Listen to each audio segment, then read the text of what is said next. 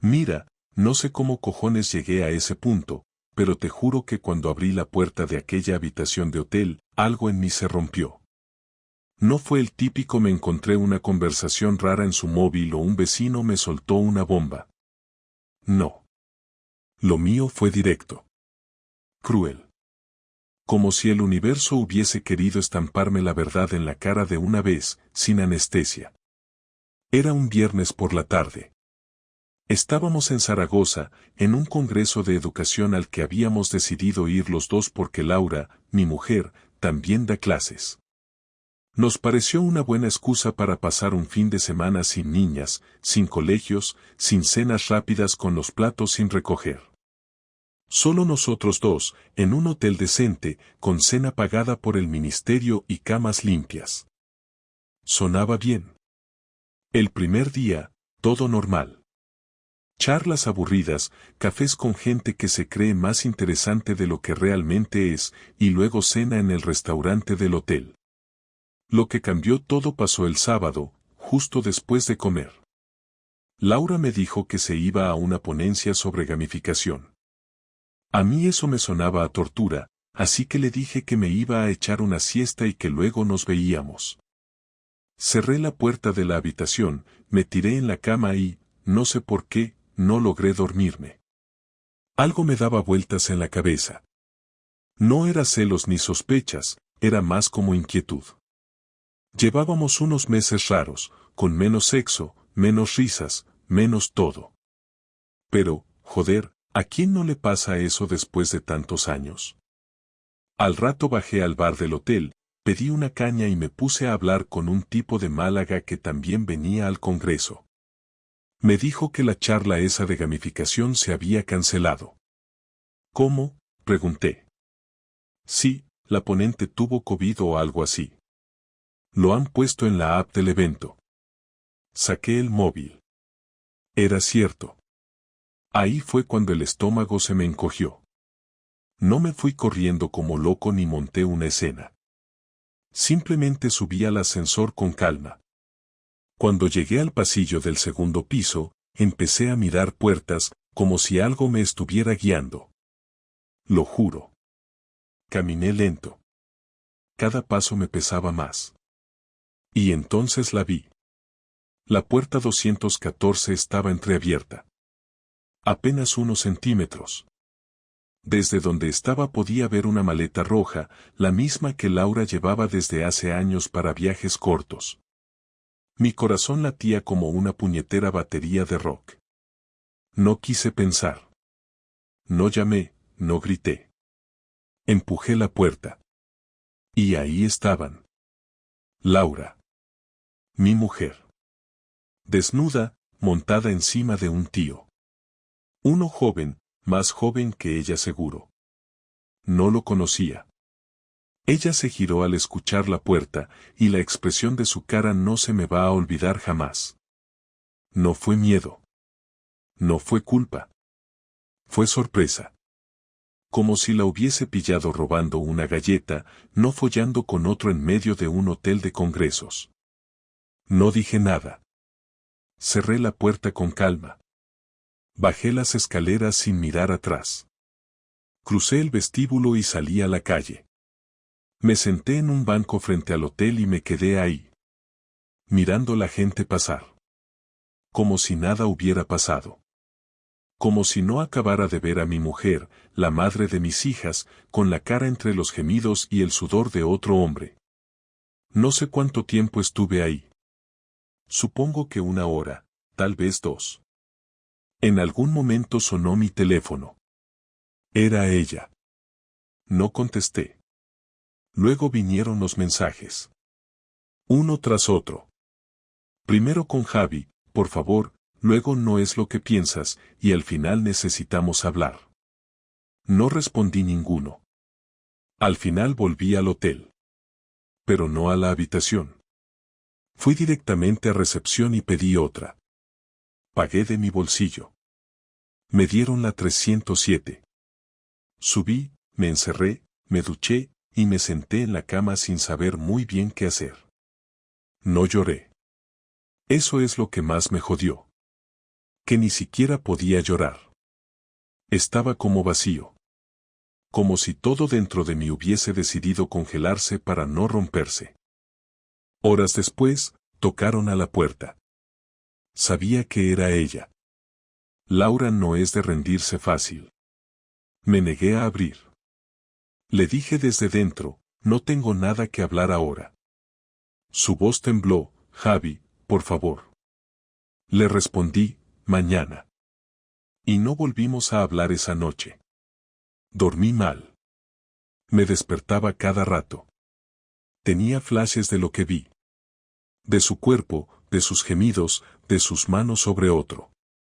Quería vomitar. A la mañana siguiente, me levanté temprano, bajé a desayunar y pedí un taxi para irme a la estación. Laura me escribió que había vuelto a casa en el primer tren. Que lo sentía. Que hablaríamos. Que no sabía cómo había llegado a eso. Que fue un error. Un error. Eso me dio risa. Y así empezó todo.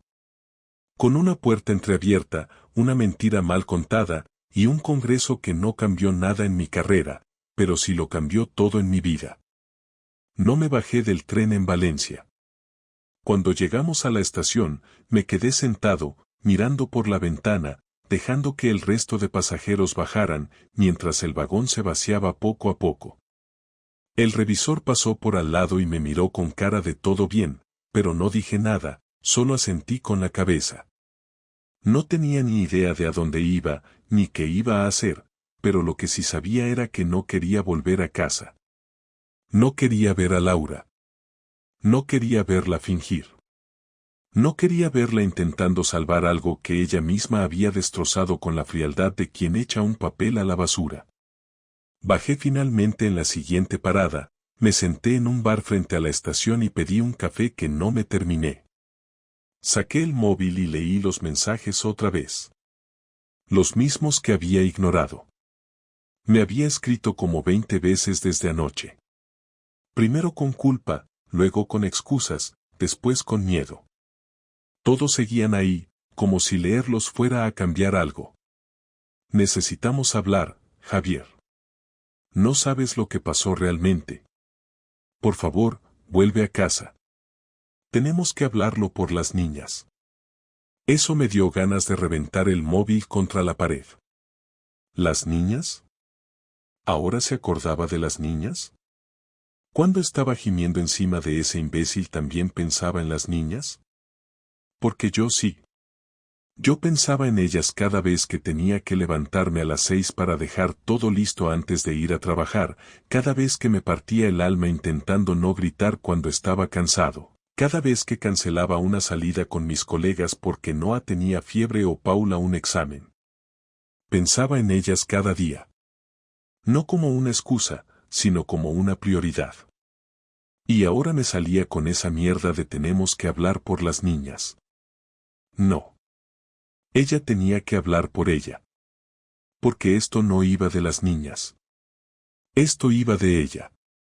Y de mí. Y de cómo me acababa de arrancar el corazón sin pestañear. Estuve ahí un buen rato, sin saber qué hacer. No tenía planes.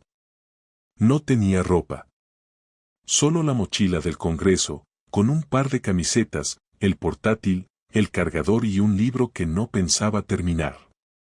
Reservé una noche en un hostal barato del centro. No tenía ganas de explicarle nada a nadie. Solo necesitaba un sitio donde cerrar la puerta y no escuchar a nadie. Me pasé el resto del día caminando sin rumbo. Me metí en un parque, luego en una librería, luego en otro bar. No hablaba con nadie.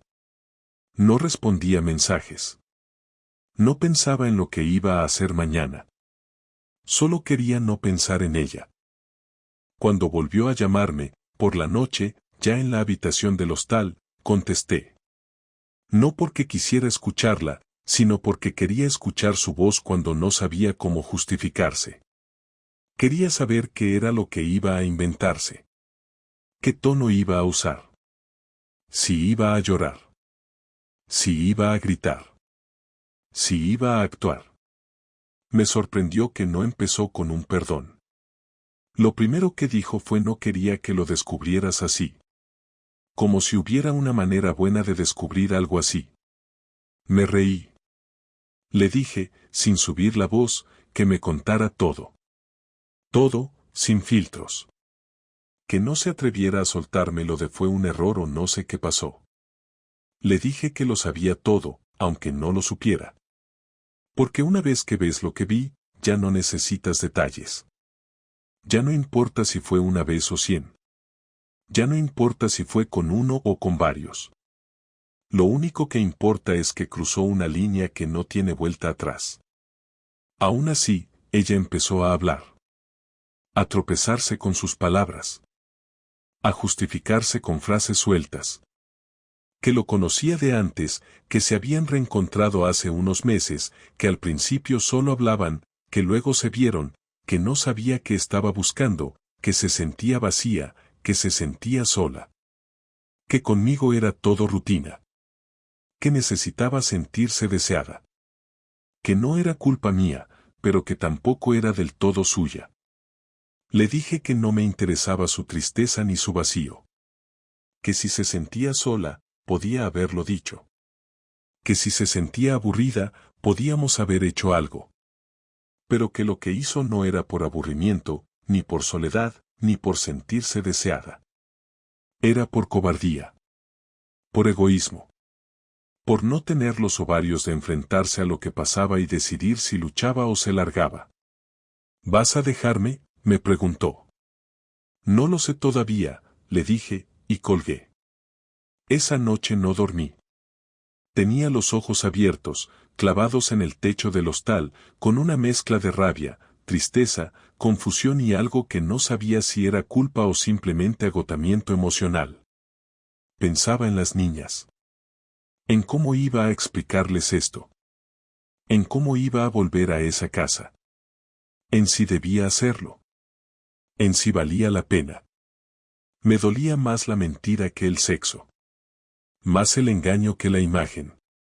Más el hecho de que ella pudiera compartirse con otro sin decírmelo que el hecho de que lo hiciera. El sexo es físico. Lo que me rompía era que en algún momento, ella decidió que su deseo valía más que mi confianza. Que su necesidad de sentirse viva valía más que el compromiso que teníamos. Al día siguiente, volví a casa.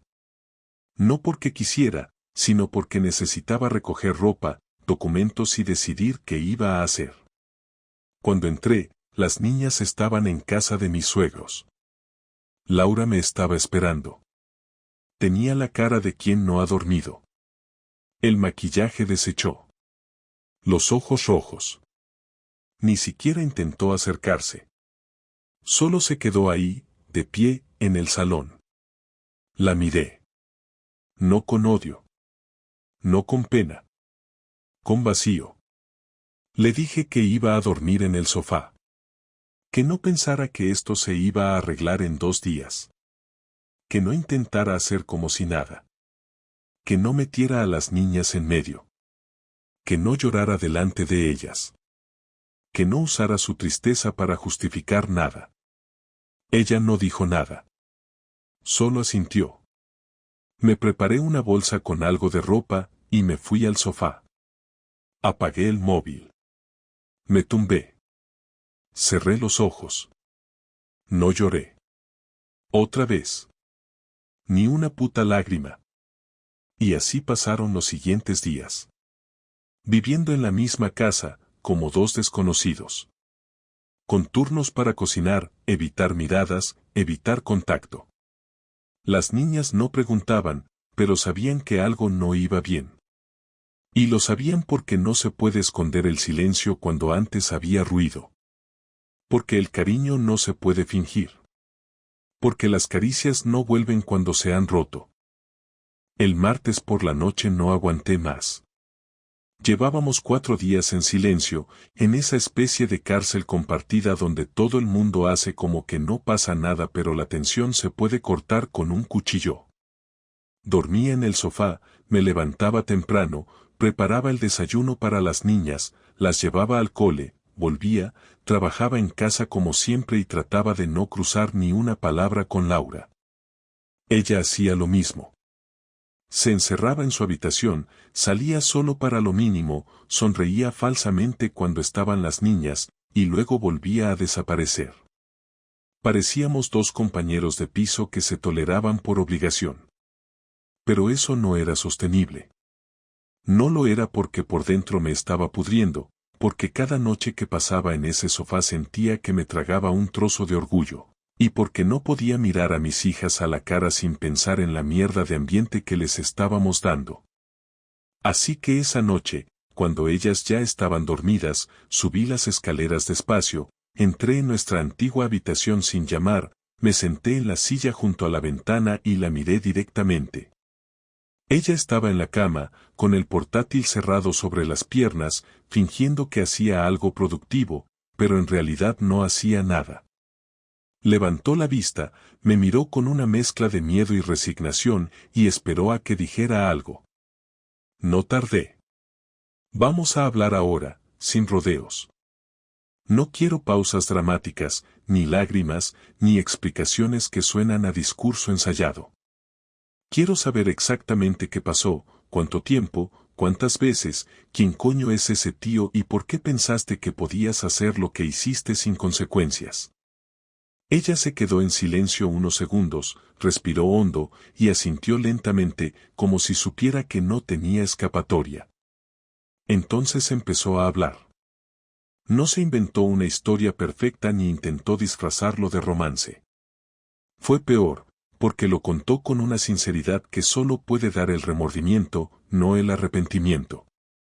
Me dijo que al tipo lo había conocido en una formación que hicieron en el colegio hace unos meses, que era un profesor de otro centro que había coincidido con ella en varios cursos.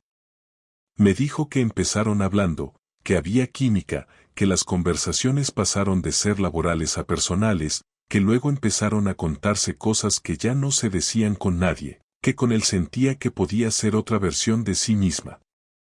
Una versión más ligera, menos madre, menos esposa, más mujer. Que lo que empezó como mensajes tontos acabó en cafés, en besos en el coche, en escapadas los viernes, en la habitación de un hotel barato, en la cama del Congreso, en una doble vida que se fue construyendo sin que yo me enterara. Me dijo que no fue algo planeado, que no se levantó un día y decidió serme infiel. Que simplemente ocurrió, y cuando quiso darse cuenta, ya estaba metida hasta el cuello. Que no lo pensó demasiado porque no quería enfrentarse a lo que significaba. Que se decía a sí misma que solo era sexo, pero que sabía que no era cierto. Que se sentía viva, deseada, vista. Que conmigo se había convertido en una extensión de la rutina, en alguien funcional, pero que con él sentía emoción. Que no era mejor, solo diferente. Y que eso bastó para que cruzara la línea. No interrumpí. Escuché todo. De principio a fin. Cada detalle. Cada justificación. Cada palabra dicha sin filtro. Cuando terminó, hubo un silencio incómodo, de esos que no se pueden rellenar ni con gritos ni con golpes. Era un vacío espeso, denso, que llenaba la habitación. Le pregunté si lo seguía viendo. Me dijo que no, que después de lo que pasó en Zaragoza se sintió asqueada de sí misma, que no podía seguir fingiendo, que quería cortar con él, que no sabía cómo. Le pregunté si se había enamorado. Me dijo que no lo sabía. Que a veces creía que sí, otras que no. Que con él no había planes, no había futuro, solo presente. Pero que sí había deseo. Le pregunté si pensaba que nuestro matrimonio podía seguir después de eso. No me respondió. Entonces fui yo el que habló. Le dije que no quería seguir con alguien que me había mentido a la cara durante meses, que se había acostado con otro sabiendo que tenía 2 hijas que la miraban como ejemplo, que había sido cobarde al no decirme la verdad cuando empezó a sentir que algo fallaba. Le dije que no era el sexo lo que me mataba, sino la traición. El hecho de que se despertara a mi lado después de follarse a otro y pudiera abrazarme como si nada. Que cenara conmigo y las niñas después de pasar la tarde en la cama con un tipo al que ni siquiera me podía presentar. Que me mirara a los ojos sabiendo que estaba llevando una vida paralela. Le dije que había destrozado algo que yo jamás habría destruido. Que yo no era perfecto, que teníamos problemas como todos, que también me sentía cansado a veces, también me sentía invisible. Pero que jamás pensé en buscar fuera lo que no encontraba dentro. Que prefería hablar, discutir, pelear si hacía falta, pero no mentir. Que no sé si creía en el perdón, pero que lo que sí sabía era que lo que habíamos construido estaba hecho añicos. Y que ella había sido la que tiró la primera piedra. Ella no dijo nada. Solo empezó a llorar en silencio, sin hacer escándalo, como si supiera que ya no había nada más que decir. Me levanté, bajé las escaleras, recogí mi mochila del sofá, y esa noche dormí en casa de mi hermano. Al día siguiente, le mandé un mensaje claro, que iba a hablar con un abogado, que íbamos a organizarnos con las niñas, que no quería escándalos, pero que tampoco iba a hacer como si esto se pudiera arreglar con terapia de pareja o fines de semana románticos. Que me respetara al menos lo suficiente como para no intentar manipularme con culpa o promesas. Ella respondió solo con un no entiendo. Esa fue la noche en que empezó la parte más sucia, la de la venganza. No una venganza violenta ni ridícula, sino concreta. Y necesaria. El abogado me dijo algo que me dejó pensando todo el día: una cosa es separarse y otra muy distinta es decidir cómo quieres que te recuerde la persona que te traicionó. No buscaba quedarme sin dinero ni dejar a Laura en la calle, no es ese tipo de historia, pero sí quería que entendiera qué significa perder a alguien de verdad, porque hasta entonces solo había jugado a ser adulta cuando le convenía. Esa misma tarde le pedí una reunión en el comedor de casa, sin niñas presentes. Aceptó sin discutir. Se sentó frente a mí, con cara de saber que algo importante iba a pasar, y yo llevé conmigo una carpeta con documentos y una hoja escrita a mano. Le dije que íbamos a hacer una lista. En esa lista descargaríamos todo lo que quedaba entre nosotros, lo que debíamos asumir, lo que había muerto, lo que se podía salvar y lo que no. Nada de frases bonitas ni de confesiones emocionales. Solo hechos. Le expliqué que durante los meses en los que estuvo con ese tipo, yo seguí cumpliendo mi parte como padre, como pareja y como persona responsable, que mantuve la casa, organicé horarios, arreglé cosas, ayudé a sus padres cuando lo necesitaron y nunca puse excusas para huir. Ella bajó la mirada. Le dije que no lo hacía para que sintiera pena, sino para demostrarle claramente que en esta relación no había habido igualdad. Que yo había puesto chicha real, y ella solo había puesto sonrisas falsas mientras buscaba emociones con otro. No quiero que me compadezcas, le dije. Quiero que entiendas que a partir de ahora las cosas van a funcionar de otra manera. Ella preguntó si pensaba quitarle a las niñas. Le respondí con calma que no, que jamás haría daño a las niñas para vengarme de ella, pero que sí iba a asegurarme de que nuestra separación fuera justa. Le dije que había hablado ya con un abogado y que íbamos a poner todo por escrito, incluyendo horarios, gastos, visitas y normas. No quería gritos, pero tampoco quería improvisaciones. Y que si intentaba victimizarse ante los demás, yo no me iba a quedar callado. Le dejé claro que la mentira con la que jugó estos meses iba a tener un precio. Le pedí el nombre completo del hombre con el que estuvo. Se negó al principio. Me dijo que no quería involucrarlo. Le dije que no era una opción. Que si no cooperaba, el divorcio sería más duro, más largo y más caro. Al final me lo dio, con voz temblorosa. Lo anoté en mi móvil con calma. No era que quisiera ir a por él directamente, pero necesitaba que supiera que su nombre ya estaba en mi radar. No quería amenazas físicas ni violencia, pero sí dejar claro que conocía la verdad sin filtro. Ella se quedó en silencio, como si esperara que dijera algo más, pero no lo hice. Solo me levanté, recogí la carpeta y le dije que no dormiría en esa casa más de una semana. El abogado me había dicho que era buena idea desaparecer un tiempo, que dejarla con sus pensamientos sería más efectivo que cualquier insulto. Empecé a planear mi salida como si fuera un cambio de piso normal. Cogí mis cosas del armario, mis libros, mis documentos y parte de mi ropa. Avisé a mi hermano para quedarme unos días con él y organicé una cuenta bancaria provisional para que el dinero común se separara lo antes posible. Lo más difícil fue preparar el discurso para las niñas. No quería que lo escucharan de ella. Me merecía ser yo quien lo explicara con claridad. El viernes por la tarde la senté en el salón y les dije que papá y mamá estaban pasando un momento complicado, que necesitábamos un poco de espacio para pensar, pero que nada iba a cambiar respecto a ellas. Que no se divorciaban de mí, que podían llamarme todos los días, que no me iba lejos. Paula aguantó pero no preguntó si se debía a una pelea. Le dije que sí, que era una pelea adulta, pero que no iba a afectar a su vida normal. No mencioné amor, ni traición, ni errores. No lo entenderían, y tampoco hacía falta. Solo dije lo necesario. Al terminar, Laura intentó acercarse a ellas, pero noté que no estaba lista para ese momento. Se le notaba en la cara que quería llorar, pero no podía permitirse hacerlo delante de nuestras hijas. Fue un silencio muy tenso, pero necesario. Esa misma noche dormí en casa de mi hermano. Me trajo una cerveza fría y me dijo que no hacía falta hablar si no quería, pero le conté todo igual. Cuando terminó el relato me dijo algo que resumió bien lo que estaba viviendo: ella eligió tener lo que quiso sin perder lo que tenía.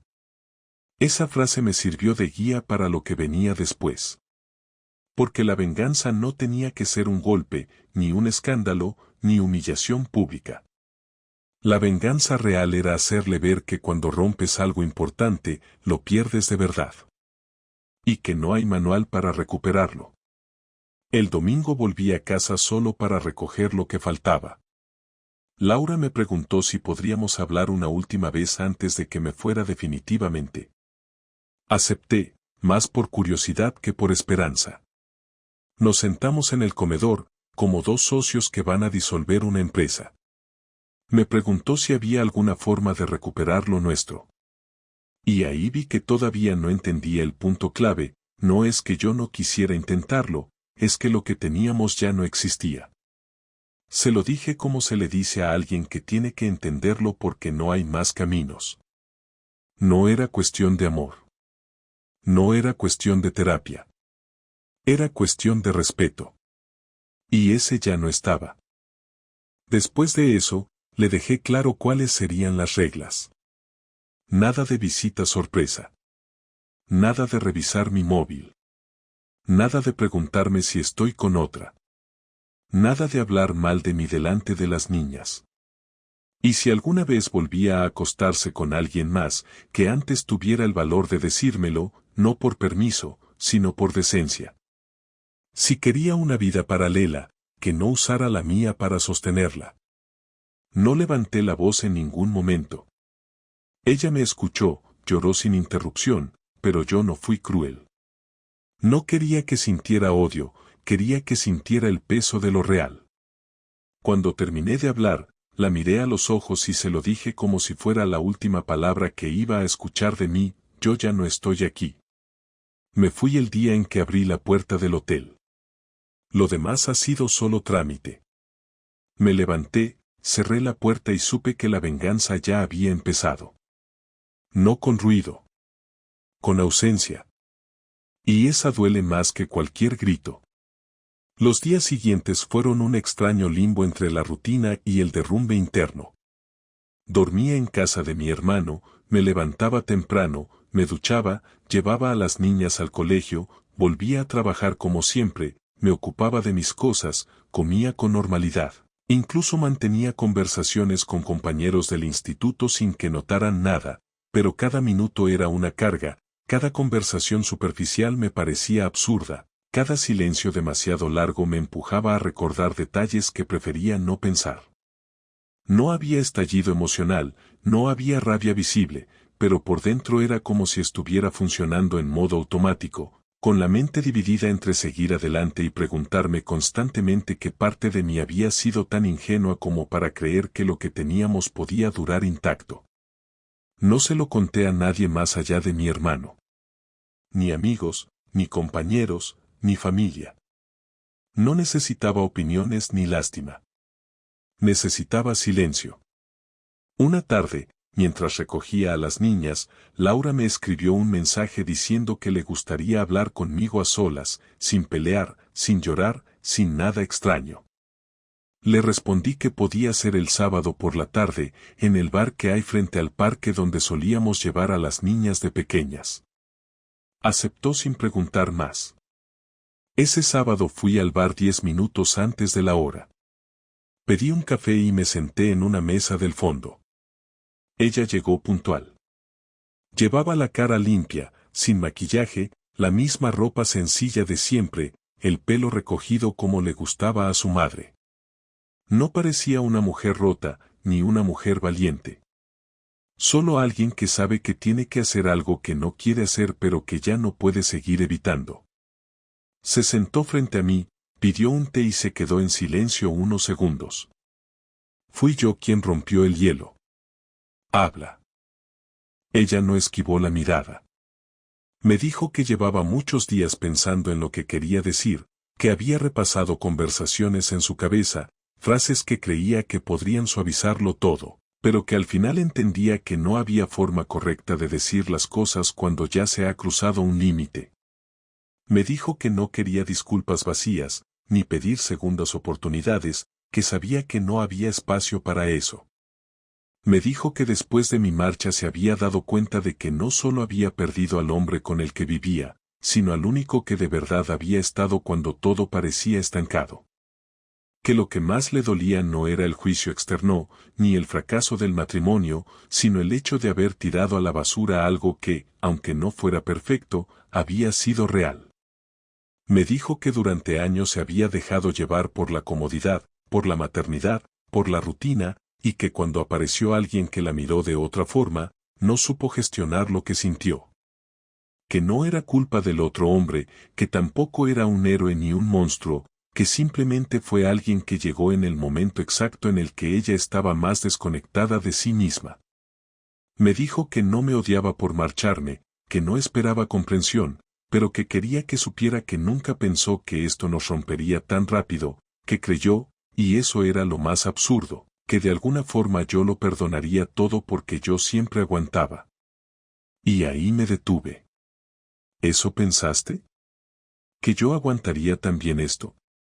Ella sintió, sin vergüenza, sin desafío, solo con la honestidad de quien ya no tiene nada más que perder. Sí. Pensé que lo ibas a odiar, que te dolería, pero que al final aguantarías.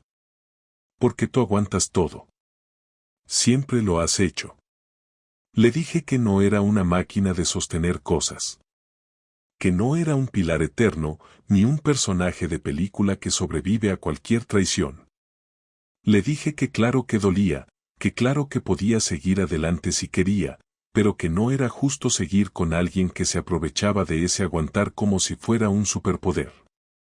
Le dije que sí, que había aguantado muchas cosas, como todos, pero que lo que ella hizo no era una prueba de paciencia, era una falta de respeto a todo lo que habíamos construido. Que no se trataba de que me hubiera acostado con otro. Se trataba de todo lo demás. De las mentiras, de los silencios, de las miradas desviadas, de las decisiones tomadas a espaldas. Ella me escuchó sin interrumpir. No lloró, no se defendió, no intentó justificar nada más. ¿Qué pasa ahora?, preguntó. ¿Cómo seguimos? Le respondí con la misma claridad con la que la vi desnuda con otro en ese hotel. No seguimos. Vamos a ser padres, vamos a organizar nuestra vida de forma civilizada, vamos a estar presentes para nuestras hijas, pero tú y yo no seguimos. Ya no somos un nosotros. Le dije que el abogado me había presentado una propuesta formal de separación de bienes, de custodia compartida con horarios claros, de reparto de responsabilidades. Le dije que prefería resolverlo sin juicios ni tensiones. Que cuanto más rápido lo firmáramos, mejor para todos. ¿Y si un día cambias de idea?, preguntó ella, todavía con una voz que no supe si era esperanza o negación. No voy a cambiar de idea, respondí. Si un día siento algo, será otra cosa, pero no lo que teníamos. Eso ya no existe. Nos quedamos en silencio. Terminó su té, yo terminé el café. Le pedí que me avisara cuando quisiera firmar. Que no me escribiera por otras cosas. Que usara el correo o el abogado. No por crueldad, sino por necesidad. Ella aceptó. Se levantó, me dijo adiós con un gesto seco, y se fue. No la vi llorar. No la seguí con la mirada. No me levanté. Cuando me quedé solo, respiré hondo por primera vez en semanas. No sentí alivio, ni victoria, ni tristeza pura. Solo sentí que el ciclo se había cerrado. Que había dicho todo lo que tenía que decir. Que había puesto límites. Que había recuperado mi lugar. No el de esposo. El de persona. Pasaron 3 meses desde aquella conversación en el bar y el tiempo se volvió una sucesión de ajustes silenciosos. No había conflictos fuertes, ni gritos, ni drama, pero todo estaba cargado de gestos medidos, de movimientos estudiados para no rozar lo que ya estaba roto. Laura y yo organizamos el calendario con precisión matemática. Las niñas pasaban una semana conmigo y otra con ella. Cuando llegaba el lunes del cambio, hacíamos la entrega en el colegio, sin necesidad de hablar más de lo necesario.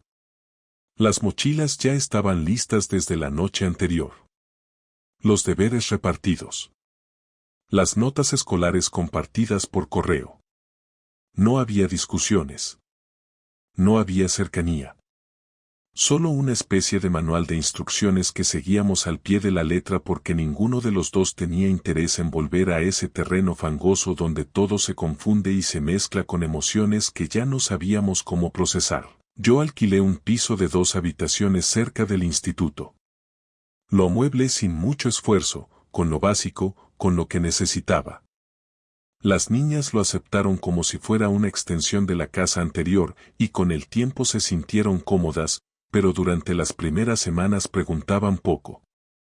Se notaba que estaban intentando entender sin preguntar demasiado. Paula era más reservada, observadora.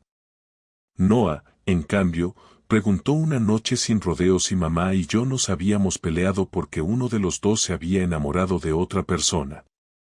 Le respondí que no era exactamente eso. Le dije que a veces las personas se equivocan, toman decisiones malas y dañan a quienes más quieren sin pensarlo demasiado. Le dije que lo importante no era buscar culpables, sino no repetir los errores. Noah no preguntó más después de eso, pero desde ese día me abrazó más fuerte por las noches.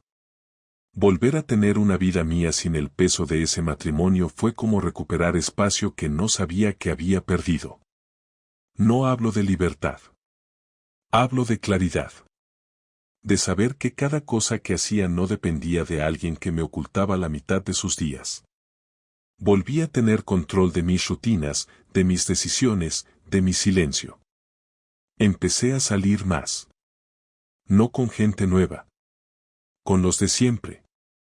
Mis amigos del fútbol, mis compañeros del instituto. Les dije que Laura y yo nos habíamos separado, pero no entré en detalles. No hacía falta. Algunos lo intuían. Otros se sorprendieron. Todos respetaron mi silencio. Aprendí a vivir con la idea de que no iba a tener respuestas para todo. Que había cosas que ya no necesitaban explicación. No necesitaba saber si Laura seguía viéndose con el otro. No necesitaba saber si se arrepentía todos los días o solo algunos. No necesitaba saber si dormía bien por las noches o si lloraba cuando estaba sola. Me daba igual. Había dejado de importarme.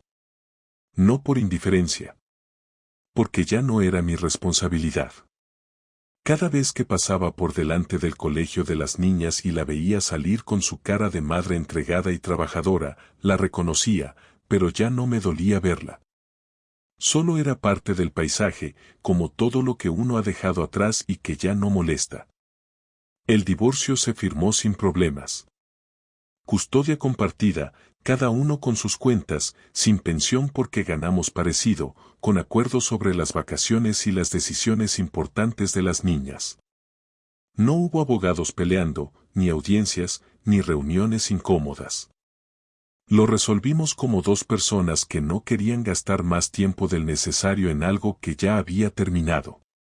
Después de firmar, salimos del juzgado y nos dijimos adiós con un gesto de cabeza. Fue la última vez que la vi a menos de 2 metros.